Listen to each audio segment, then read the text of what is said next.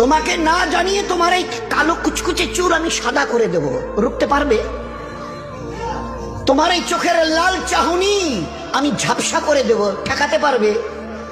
তোমার এই লোহার মতো মজবুত দাঁত 32টা 16 একটা একটা করে ট্রান্সফার করিয়ে দেব, তোমার কাছে কোনো পারমিশন নেব না, ধরে রাখতে পারবে?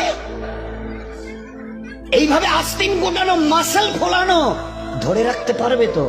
এরকম করবে না তো? এইভাবে এরকম হবে না তো? সামনে এসে একটা পান দিচ্ছে, এই হাত, চাচা এই হাতটা নিলেন, এই হাতটা কলে না রে বাবা, দেখ না চিমটি কাটাতে কিচ্ছু নেই।